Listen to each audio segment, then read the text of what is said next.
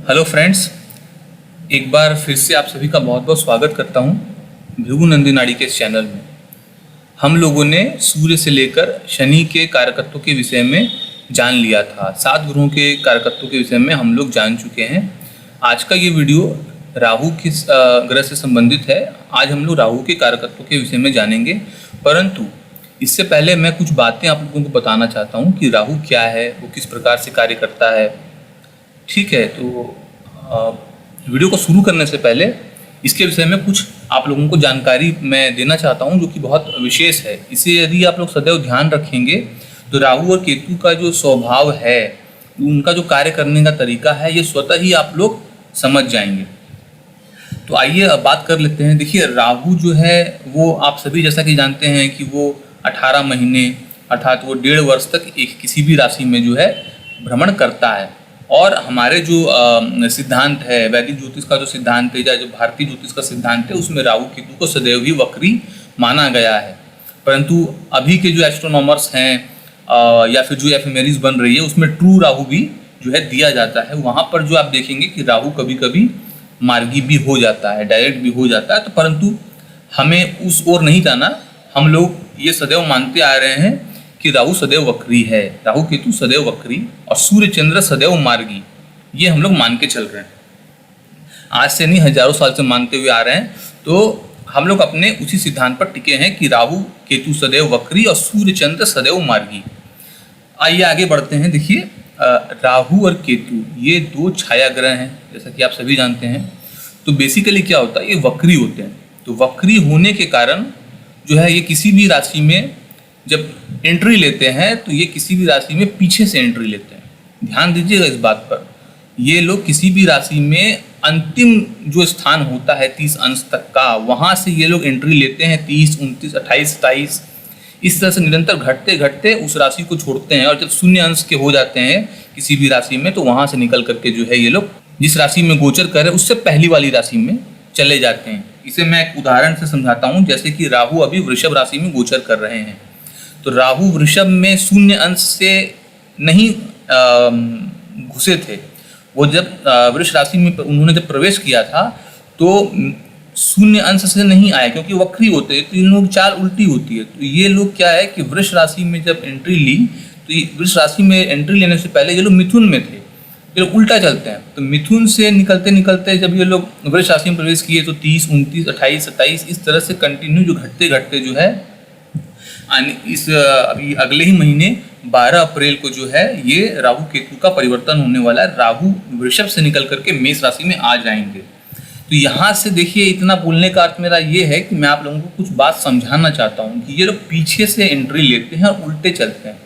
तो यहाँ पर एक बात एकदम स्पष्ट हो जाती है, आप ध्यान से सुनिए मेरी बात को, कि राहु केतु हमारे पूर्व कर्मों का फल हमें देते हैं।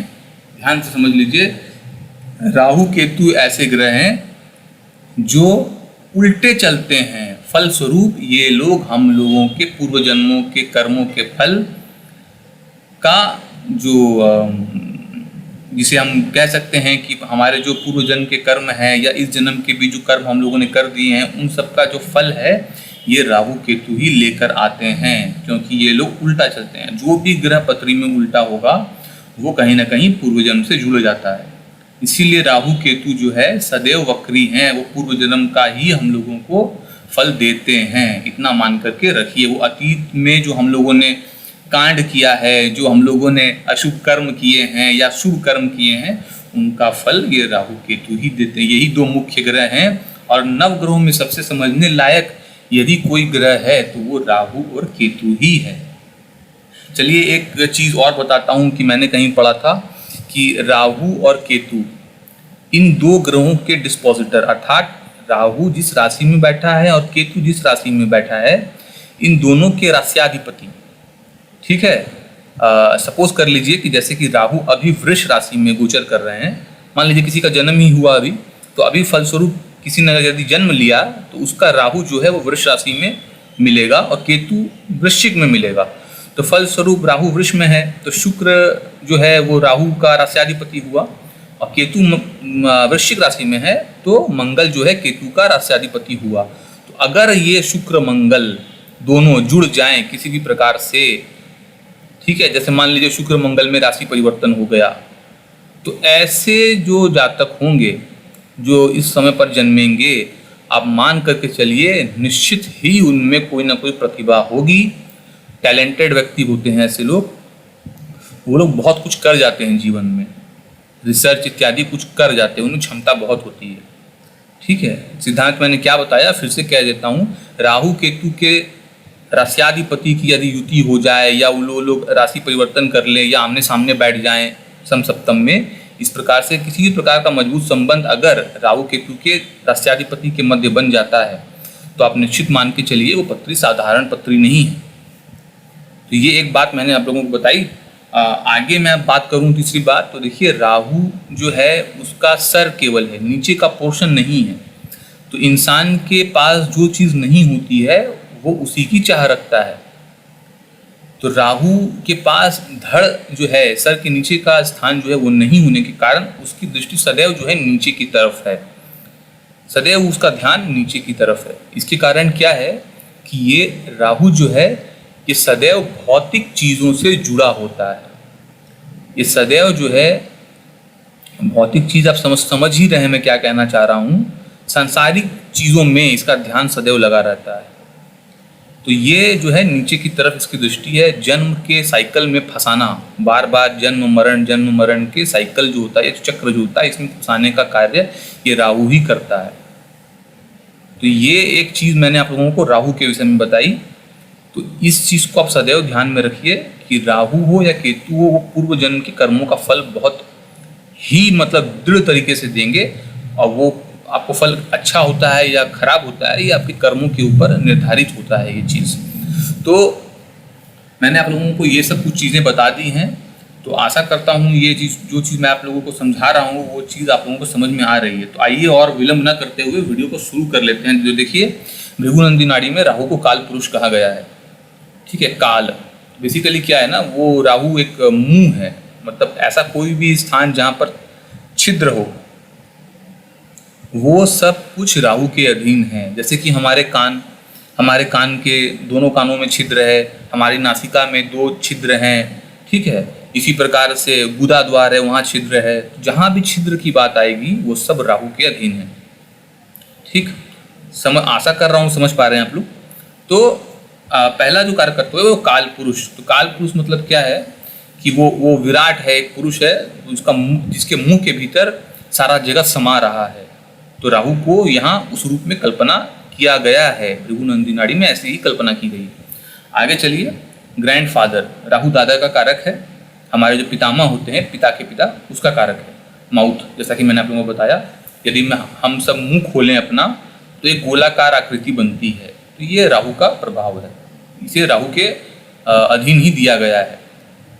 एंट्रेंस ऑफ हाउस, हमारे मकान का या घर का जो मुख्य द्वार होता है वो राहु के अधीन है। वो बड़ा सारा जो गेट खुलता है, सिंह द्वार जिसे कहते हैं, तो अंदर जाना है तो एक बहुत बड़ा जो है छिद्र है जिससे हम लोग प्रवेश करते हैं अंदर ना घर के। तो ये भी राहु के अधीन है। वात, देखिए राहु जो है वो वायु तत्व का ग्रह कहा गया है हमारे ज्योतिष शास्त्रों में। तो फलस्वरूप ये वात से संबंधित जो है रोग देता है। यदि सूर्य राहु का संबंध यदि बन जाता है, तो सूर्य हड्डी का कारक बताया गया है, तो सूर्य राहु का संबंध बन जाएगा यदि पत्री में एज पर भृगुनंदी नाड़ी। तो वहाँ पर क्या है, हड्डियों में बहुत ज़्यादा दर्द होने लग जाएगा, शरीर में दर्द होने लग जाएगा, घुटने में दर्द आने लगते हैं ऐसे लोगों के, जिनकी पत्री में सूर्य राहु वगैरह का संबंध बनता है। तो फलस्वरूप कहीं भी बॉडी में बहुत ज़्यादा हाइपर एसिडिटी हो जा रही है, जो है सर में दर्द होने लग रहा है, ठीक है, पेट में दर्द हो रहा है ऐसी एसिडिटी के कारण, या गैस और भी कहीं जो है बॉडी में घूम रही है, तो बेसिकली सारे जो फसाद हैं ये वात के कारण होते हैं।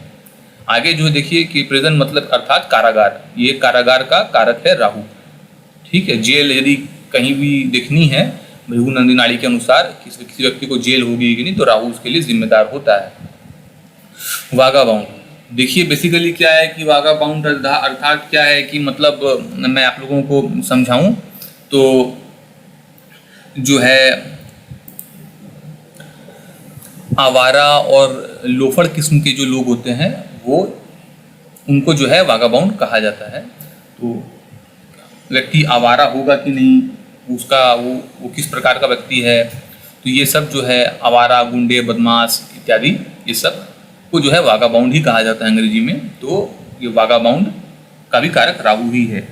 ओल्ड हिलॉक बेसिकली क्या है, पुरानी पहाड़ी या पुराना पर्वत क्षेत्र है, एकदम जर्जर लगेगा दिखने में आपको, उसका कारक ये राहु है। प्लेग्राउंड, खेल का जो मैदान होता है वो बहुत विशाल होता है, बड़ा होता है, गोलाकार आकृति के रूप में होता है, ये सब राहु के अधीन है। फोटोग्राफी, तो फोटोग्राफी आने का कारण क्या है कि छाया से संबंधित है।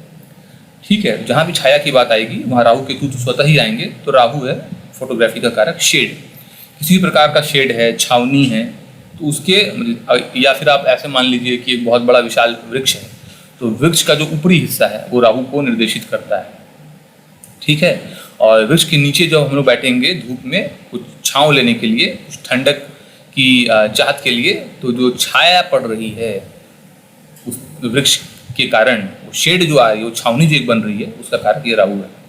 व्हील, चक्र जो है, चक्का जैसे हम लोग कहते हैं ना, गोल एक चक्का है, वाहन का चक्का है, या किसी प्रकार की गोल रिंग है। ठीक है, ये सब कुछ जो है राहु के अधीन है। व्हील, राउंड शेप, जैसा कि मैंने बताया। रबर का कारक जो है राहु है। डिलापिडेटेड थिंग्स, जीर्ण शीर्ण जो चीज़ें होती हैं, ऐसी कोई भी वस्तुएं जो हमारे पास पड़ी हैं, घर पे पड़ी हैं, जो कि एकदम मतलब जीर्ण शीर्ण अवस्था में है, एकदम पूरी तरह से खराब है, किसी भी यूज़ में जो है वो नहीं आ रही है, लेकिन पड़ी हैं, वो सब राहु का ही कारकत्व है, उसमें राहु का ही गुणधर्म है। तो ऐसी चीज़ों को जो कि जीर्ण शीर्ण हो गई हैं, घर पर आवश्यकता नहीं है, उसे तुरंत ही त्याग देना चाहिए। नेक्स्ट, घोंसले का जो है ये कारक है। पक्षी जो घोंसला बनाते हैं अपने निवास के लिए, उसका कारक राहु है। फ्रॉड, अब पता ही है, धोखाधड़ी कर देना, किसी के साथ में जालसाजी कर देना, किसी को ठग लेना, किसी के साथ ठगी कर लेना, ये सब राहु के अधीन है। इल्यूजन, माया, तो बेसिकली मैंने आपको क्या कहा कि चूंकि राहु का ध्यान सदैव नीचे की तरफ होता है, भौतिक संसार से या सांसारिक चीज़ों से राहु का जुड़ाव होता है। तो इल्यूजन जो है, ये सारा जगत तो एक जो है वो उस प्रभु की, ऊपर वाले की लीला ही है, सब कुछ तो माया है। तो ये पूरा जो इल्यूजन का जो खेल है भ्रम का, ये राहु के ही अधीन है। जैसे कि आप समझें कि कोई मैजिशियन है, तो वो एक जो जादू का प्रदर्शन करता है, तो ऐसा कुछ होता नहीं है, वो उसकी हाथ की सफाई होती है, उसने जो माया रची है, जो क्रिएट की है, कुछ जो हम लोगों को धोखा दिया है अपने चालाकी से, उसने कुछ ऐसा कर्म किया जिससे कि लोग एंटरटेन हों, और तो उसने एक इल्यूजन किया, एक माया क्रिएट की। तो ये सब जो है राहु के अधीन ही आता है। आगे देखते हैं आर्टिस्टिक इमेजिनेशन, कुछ कलाकार की जो बात आती है कि कलाकार का जो चिंतन होता है, उसकी जो सोच होती है, वो कला किस प्रकार से प्रदर्शित करता है। जैसे कि एक ही हीरो है, वो एक ही मिस्टर अमिताभ बच्चन हैं, तो वो जो है अलग अलग जो है आप देखते हैं फिल्मों में अलग अलग प्रकार के रोल करते हैं। तो ये सब जो मखौटा लगाना होता है एक चेहरे पर, ये सब राहु के अधीन ही है। आगे देखते हैं तो पॉइजन, एसिड, तो पॉइजन से जुड़ा हुआ, विष से जुड़ा हुआ या एसिड से जुड़ा हुआ कोई भी कर्म है, या उससे जुड़ा हुआ कोई शिक्षा है यदि कोई व्यक्ति लेता है, ये सब राहु के अधीन आता है। इविल और सीक्रेट एनर्जी, किसी भी प्रकार की जो है ये तांत्रिक खराब क्रियाएं जो होती है, किसी का अमंगल करने के लिए लोग कर देते हैं, या किसी प्रकार की कोई नकारात्मक ऊर्जा है या कोई गुप्त ऊर्जा है, लेकिन उसका बेसिक जो जड़ होता है उस चीज़ का, मतलब अर्थात मैं ये कहना चाहता हूँ कि उसकी जो मनसा होती है वो कहीं ना कहीं सांसारिक चीज़ से ही जुड़ी होगी, तभी वो राहु की एनर्जी होगी, अन्यथा नहीं होगी। उसमें किसी का बुरा कर देना होगा, किसी के साथ ठगी कर लेना होगा, ठीक है, या कोई सांसारिक चीज़ से जुड़ी हुई ही जो है वो क्रिया होगी, तभी वो राहु के अधीन आएगी। तो आशा कर रहा हूँ आप समझ रहे हैं। आगे देखिए सिनेमा है, तो सिनेमा कहने का अर्थ यही है कि वही वहाँ पर जो है छलावा है, पूरी तरह से छलावा है। हाँ, आप दिखने में कैसे भी हैं, परंतु कई प्रकार का जो है चेहरे पर जो है वो लेप लगा करके, मेकअप वगैरह करके जो है, जो सुंदर व्यक्ति नहीं भी है वो भी बहुत सुंदर दिखने लगता है। तो ये सब छल है, फ्रॉड है एक तरीके का। और फिल्म बनती है तो वहाँ पर क्या वो रील्स है, चाहे वो छाया आती है, पर्दे पर हम लोग देखते हैं, तो ये सब राहु के अधीन है। छाया जहाँ भी आएगी वहाँ राहु आता ही आता है। आगे देखिए तो न्यूक्लियर फिजिक्स का जो कारक है ये राहु है, अर्थात कोई नेटिव यदि इन सब चीज़ों से जुड़ा हुआ है तो कहीं ना कहीं उसके राहु सपोर्ट में है, अर्थात वो परमाणु भौतिक जो है विज्ञानी बन सकता है व्यक्ति। आगे देखें तो इलेक्ट्रॉनिक्स है, अभी जो चीज़ें हैं ये संसार, हमारे संसार के लिए जो है भौतिक चीज़ें हैं, इतने सारे जो है लैपटॉप्स, तरह तरह के लैपटॉप्स हैं, तरह तरह के मोबाइल्स फ़ोन्स आ गए हैं जिसमें सब कुछ ही है, ठीक है। यहाँ तक घड़ी भी जो हम लोग देख रहे हैं उसमें भी जो है इलेक्ट्रॉनिक्स आ चुका है, पूरी तरह से इलेक्ट्रॉनिक्स आ चुका है। तो इस तरह से जो आज के जो ज़रूरत की जो चीज़ें हैं, जैसे कि आप लोग अभी वीडियो देख रहे हैं तो एक फिल्म की तरह चल रही है, वो भी राहु के अधीन है, तभी मैं आप लोगों से बात कर पा रहा हूँ। तो राहु ने अभी पूरा कहूँ तो अभी पूरा कालखंड ही एक प्रकार से राहु ने अपने अधीन ले रखा है। तो राहु का के विषय में जितना कहा जाए उतना कम है, ये तो कुछ ही कारकत्व हैं, इसके अलावा भी दर्जनों कारकत्व हैं।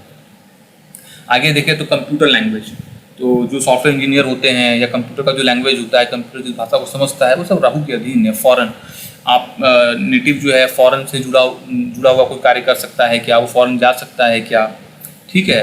ये सब कुछ जो है राहु के ही अधीन आता है। प्लास्टिक से जुड़े आदमी जो देख रहे हैं कि एक समय पर जो है राजा महाराजा जो थे वो सोने चांदी के बर्तनों में खाते थे, फिर वो जो धीरे धीरे करके कांसे पीतल पर आ गए, फिर तांबे पर आ गए और फिर जो है स्टील में आ गए।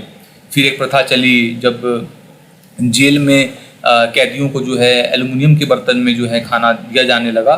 उसके पश्चात जो है आज जो है हम लोग सभी जो है प्लास्टिक से घिर गए हैं। तो प्लास्टिक का जो कारकत्व जो है वो राहु के ही अधीन है।